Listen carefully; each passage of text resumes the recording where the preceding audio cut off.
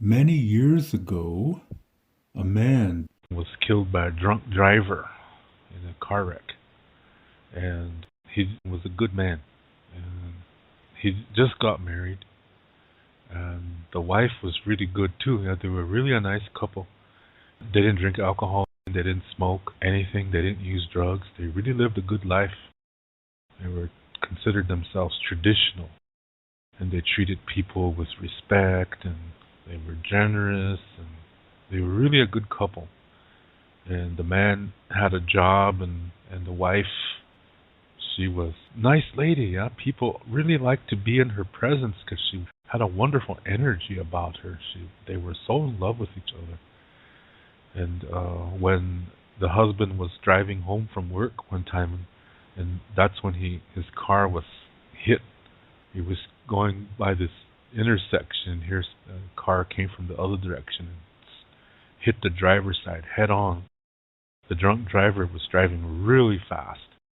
He was supposed to stop because the husband had the right of way, but the drunk driver just smashed into this guy, and the drunk driver wasn't wearing any seatbelt, so he got thrown from the wreck and got messed up pretty bad. But the husband died on impact. The wife was devastated. She was just in shock. When something like this happens, it's like you go kind of crazy, you're in shock, you don't believe it. She didn't know what to do. She didn't know what to do with herself. So she went to a medicine man and she asked him to bring her husband back. And the medicine man said, "That's not a good idea," he said. And she was pleading with him. She kept persisting. And then finally she said if he doesn't do it, then she's going to commit suicide. She doesn't want to live anymore.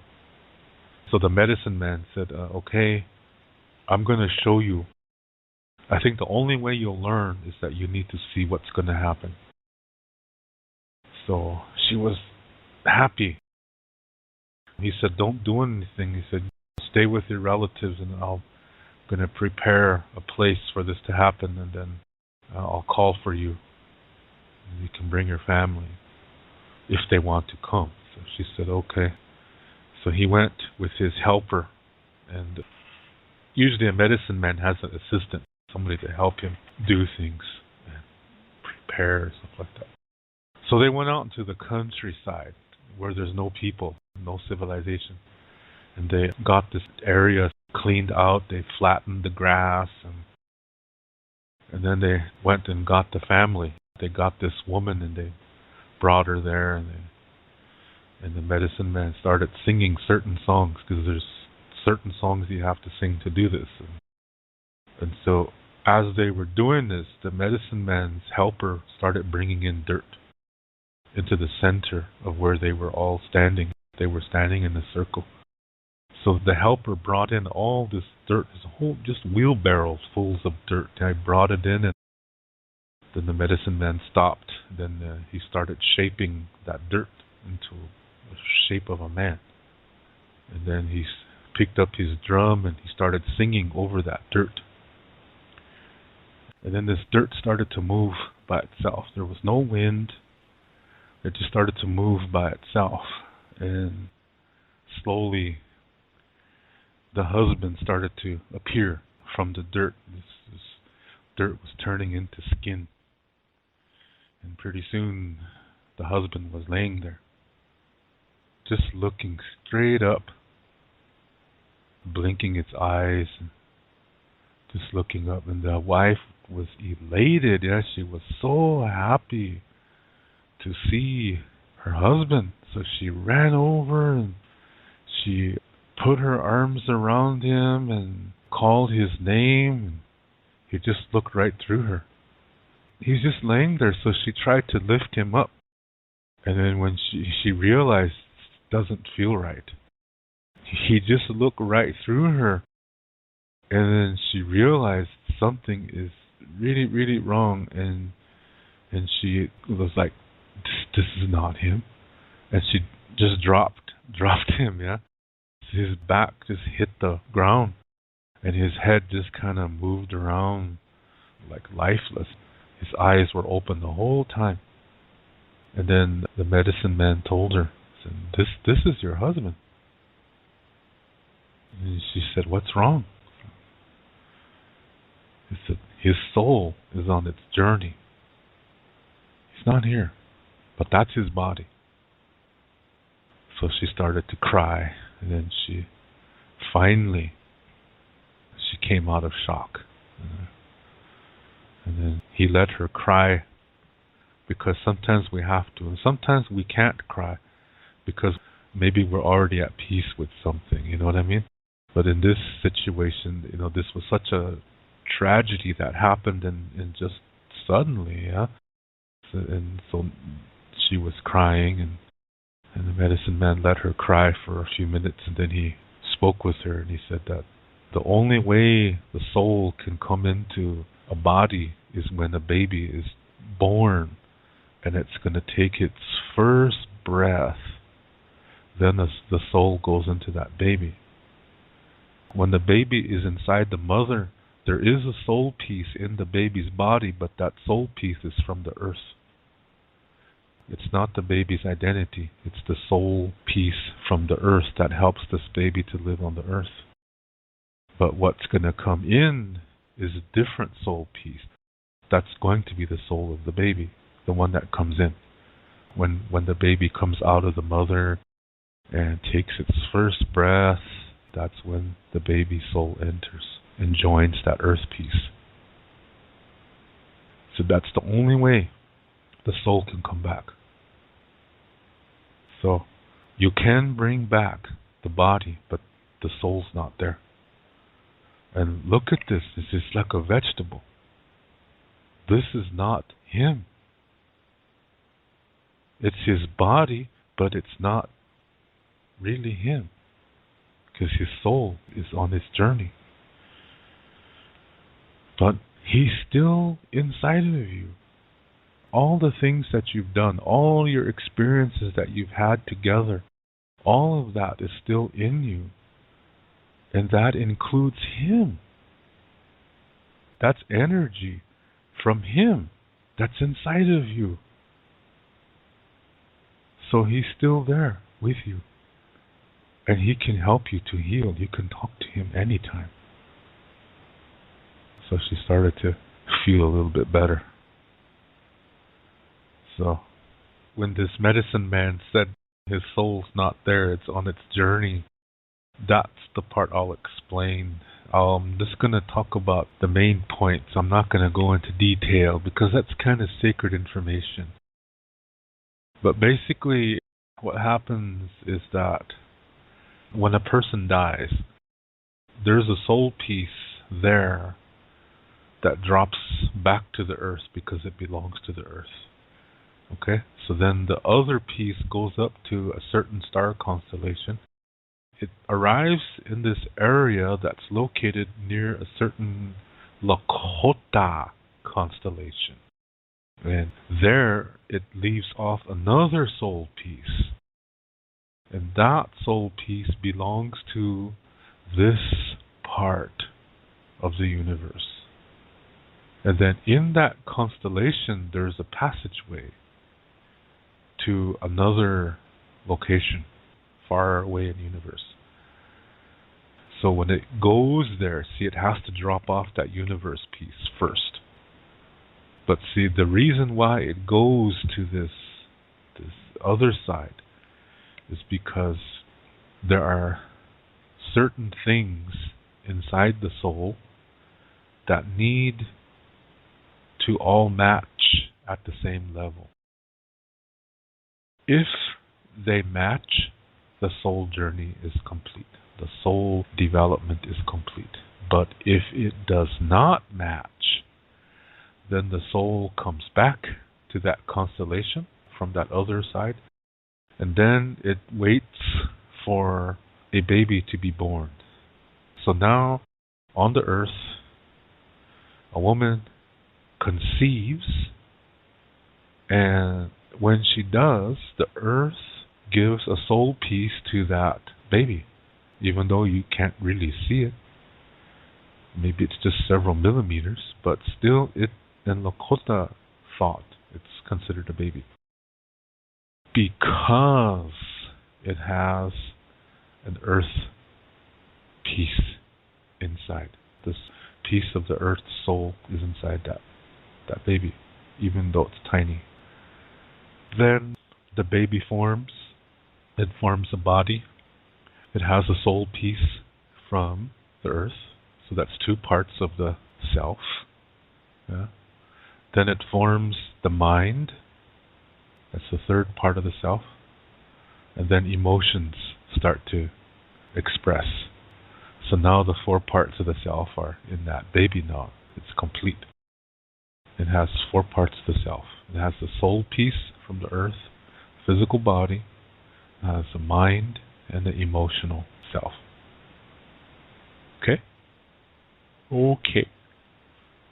This is why it's really important for mothers and all family members to talk to the baby while it's still in the mom's womb. So the baby hears the voices.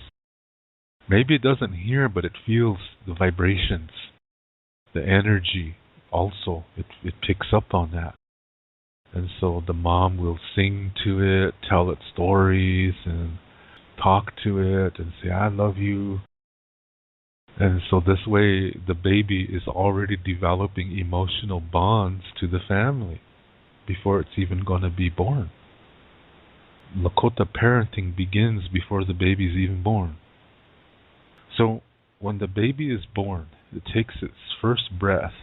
Now that soul that's in the constellation, from that constellation location, it gets that universe piece again. That means it can travel in this part of the universe. So, and it comes down and it enters the baby when it takes its first breath, and it joins with that earth soul piece. So it starts again. And it lives, and whatever happens to this child throughout its life, that helps the soul to develop until that person dies. Then the same thing happens again. It keeps doing this over and over. It's a cycle. That's why the circle is a sacred symbol in our culture. It keeps doing this until the journey is complete. But when a person dies, the friends and family members of that deceased person have all the energy is still inside of them from all the experiences that they've had with that person. So even though his body is dead and his soul is gone, his influence is still there in their hearts and their minds. Remember, you always consider both, never one over the other. They're both important, the heart and the mind. They're both equally important. That's really important to remember. So, it's sad when somebody we love so much passes on. It is sad because there's something missing. That physical presence is not there anymore, and it's going to take time to get used to. But we still have the energy of that person in our memories and in our hearts. So we can always talk about them, and we can still talk to them because of this. So that's why I like it when people, instead of having long, drawn-out funerals where everybody wears black and balls their heads off, that people choose to have celebrations of life instead, because that's really what it is. Yeah?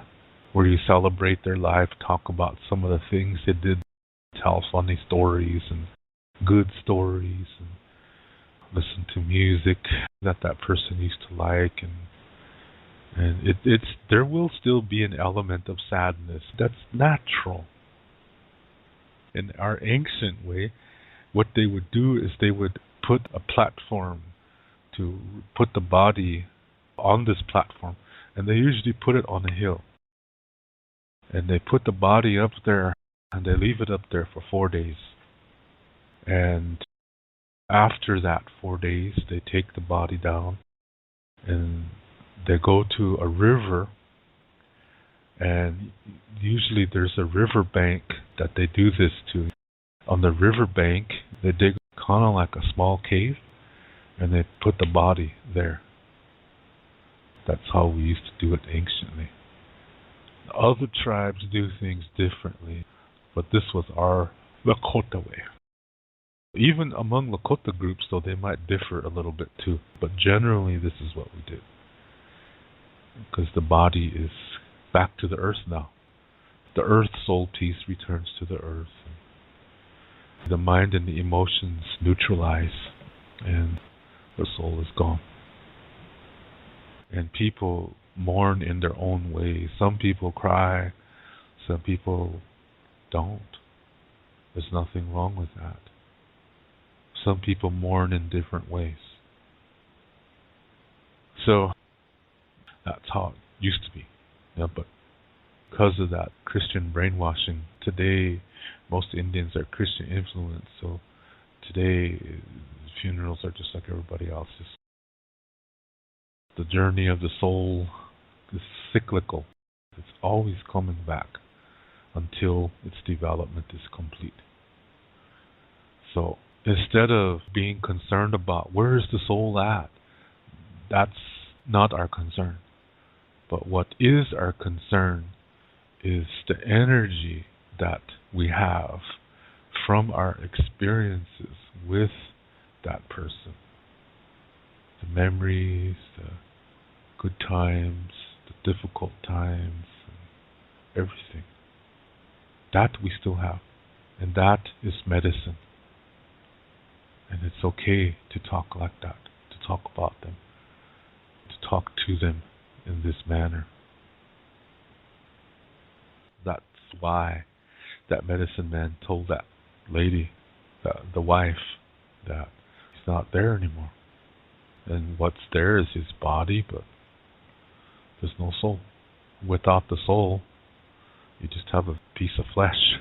It's just there. But the danger is, since the soul is not in it, an unhealthy energy could come in. And that's where it really can get scary. Yeah? So there could be a movie on that, yeah? Many wicked. As I said, with this soul journey being cyclical, meaning like a cycle, that, because I know when I say the word cyclical, some people are saying, what do you say, popsicle? I really miss that shit. They don't have popsicles here, man. Popsicles and ice cream sandwiches. Oh, I miss those things. Yeah, all junk food. Anyway, because of the journey of the soul that I explained tonight, you can see why we do not have a word for goodbye in Lakota. So instead we say until next time, which is Toksha Ake.